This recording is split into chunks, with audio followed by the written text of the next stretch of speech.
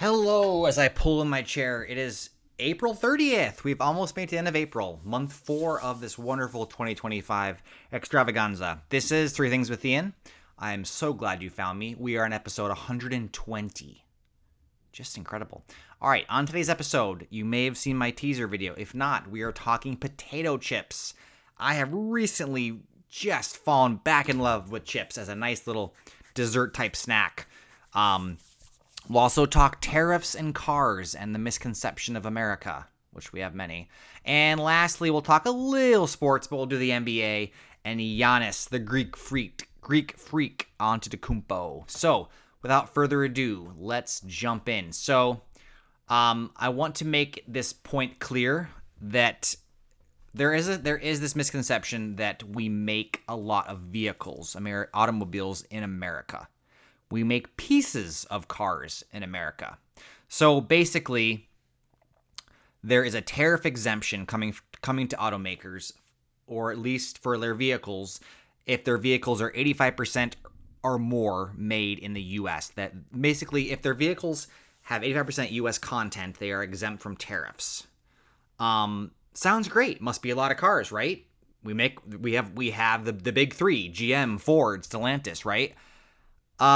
No. None of the three big automakers are even anywhere close.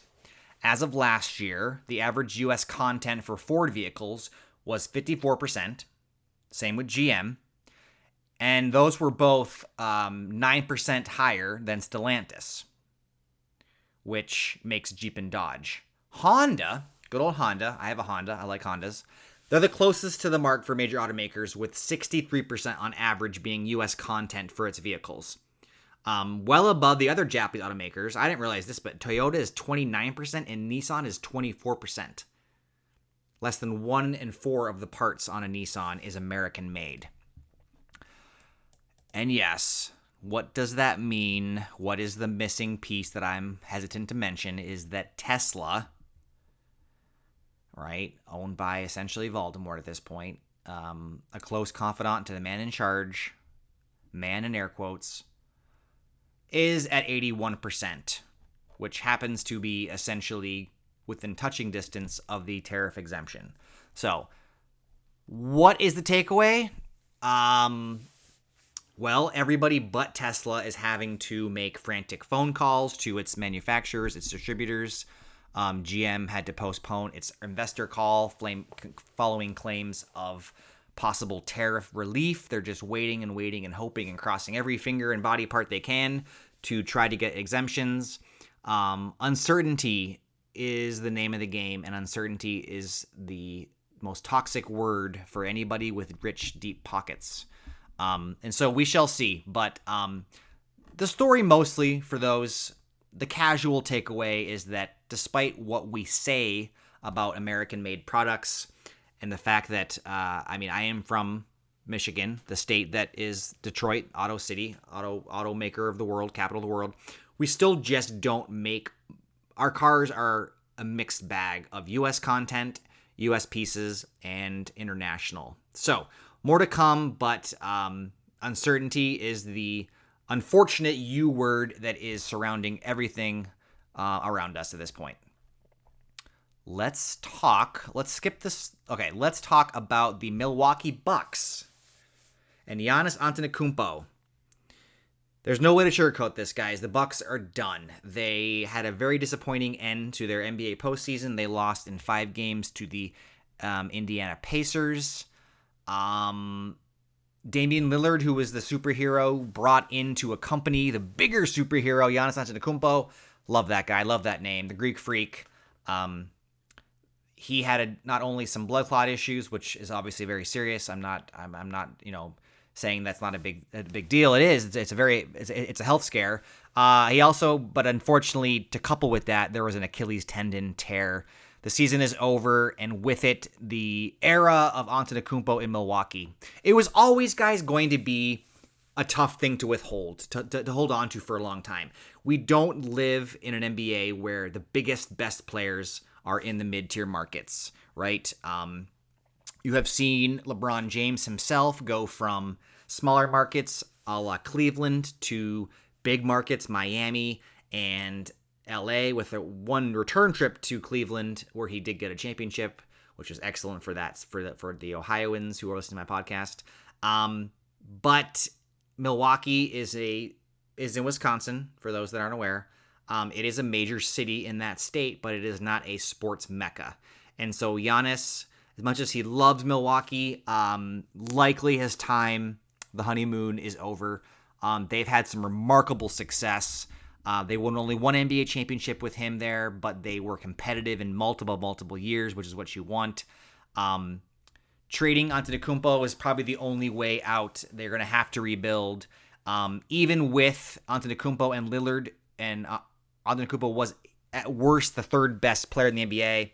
All they got was a fifth seed in the first round, and they got bumped. So Milwaukee's lineup is just not going to be sustainable in terms of making what everyone wants, and that is the playoffs. Everyone is playing for the playoffs.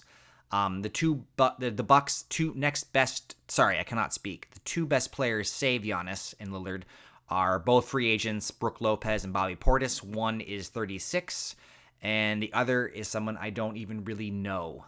It'll be interesting. I mean, Giannis is a perennial MVP candidate. There are very few people besides Jokic and a little bit younger LeBron and possibly Jason Tatum, who can say that they are always in the running for a MVP. They always get MVP ballots cast with them as the number one choice. So when Giannis, if he does indeed go on the trading block, every NBA team will probably put out some feelers. There's some front runners who have the space. Let it be known that the Bucks have done an excellent job trying to compete with the big markets. I don't want you to think that I am negatively portraying Milwaukee. They've had an excellent run. I was able to see a game in Milwaukee with some friends. It's a good arena. It's good vibes. Houston, Brooklyn, Toronto, though, are the three front runners to court Giannis. He is going to be good. He's in the prime. He's going to be good for many, many years. This will probably not be a mega trade because there's not the trading leverage the Bucks don't have. They're going to have to release him for quite a bit less than he's worth. But hopefully they can get some good draft picks and they can rebuild and can be competitive again in the East. Right now, the East is still the Boston show. Go Celtics. So anyway, the Bucks are toast. Giannis is probably gone. I will miss this version of the Bucks. It is a feel-good story. They can trade him and start over, or they can start over and try to keep him as a building block. I don't think he'll be willing to stick around, and I don't think he needs to. I think he's done all he can for that city and has given them quite a bit already. So let's talk chips. Lay's potato chips. I like Ruffles too. I'm not a strictly Lay's person. So let's go back in time. 1932, Herman W. Lay, an entrepreneur who bought an Atlanta-based snack food company and set out selling chips from his trunk of his car, right? That is the American dream. That is the entrepreneurial spirit. Today, there are more than 200 different varieties of Lays, so there's too many. And that's not even counting wavy Lays, baked Lays, poppables, which are good, more to come on that, or kettle cooked. So 200 is the name of the game. There's 200 varieties, and they're found in 200 countries, including, I didn't realize this, there's many indigenous cuisines or just flavors that are more, accustomed to different palates. You have crispy roast suckling pig in China, fries and gravy, aka poutine in Canada, fried squid eggs with seafood sauce in Thailand. In New England, you got the lobster roll flavor, which I don't actually think I've ever had. Lay's will do anything and everything at this point. They have cheesy garlic bread chips, BLT sandwich chips. They have a Funyuns crossover, which seriously, if you're in the chip aisle and you want Funyuns, just buy Funyuns. So I'm going to give you, so my list is going to be the top 4 flavors from the core flavors, from the ones that are perennials.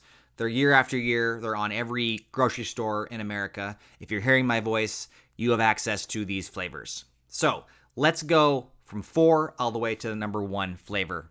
And this is the list. There's no straying from this list. I don't care what you say. I'm just kidding. The original is my number 4 choice. I know why. Original. Why? Crisp. They're delicate. They have just the right amount of salt. They're a great complement to any burger, sub, or sandwich. You can dip them. You can eat them plain. They're phenomenal. A good Lay's base chip. The original is the number 4.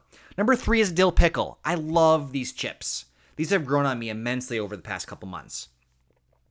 There are two kinds of people in this world. There are people that love pickles and will literally eat them out of the jar, drink the sauce, drink the brine. I'm that guy, aka I love drinking the brine after. And there are people that hate pickles. That's it. If you're a pickle person, I think you will like dill pickle Lay's chips. They do a great job of having that pickle flavor. They're still salty, good crisp. They're thin. They're just fantastic. Number 2, sour cream and onion. I've always liked sour cream and onion chips. They sound just saying it out loud. Sour cream and onion. It doesn't really make me feel anything. Like, it sounds weird. These chips make the dip obsolete. You don't need a good dip with this chip. They're creamy, they're savory and tangy all at the same time, and that mild onion flavor won't make you tear up. Number 2, you cannot go wrong with sour cream and onion. My number 1, salt and vinegar. Yes, these will eventually numb your tongue. That is the one drawback. If you have enough of them, you will lose the ability to taste, but it's worth it for me. They're subtle in a way. Hold on, bear with me. They're subtle in the way that they balance the saltiness and the bitter vinegar, right? Vinegar has a very bitter taste. You know it when you have it, right? So you have enough sour, you have enough tartness, and you have enough salt. And these are fantastic. These are my go-to chip. If someone says, "What do you want from the store?" and talking chips, I go salt and vinegar. My wild card choice, when I'm in the mood for it, the hickory smoke barbecue is my number 5 choice. I don't have a strong desire for them because I do feel like after a while, there's just almost too much flavor going on and it kind of just muddies in your mouth a little bit. But I do sometimes go for the barbecue, but I can't have as many for some reason. So those are my chips. So really, I'm a dill pickle and a salt and vinegar guy. I'd love to hear your thoughts. We could do a whole episode on Lay's versus Ruffles, with the Ripples. I will say this before I leave you guys. If I'm going to get a dip, Lay's are best. That's the chip. No accoutrements. If I do have a nice French onion dip or a ranch dip or something, I do agree. I will give you the fact that the Ruffles have a little more texture. They're thicker and more stuff can adhere to it. I do appreciate that. Anyway, I will leave you with that because I'm going to go get some food, maybe some chips even. So we talked Giannis Antetokounmpo and the end of the Milwaukee Bucks as we know it. They're over, guys. It's done. We talked chips and we talked automakers. Tomorrow we'll talk about 3 more topics. I will see you then. Cheers.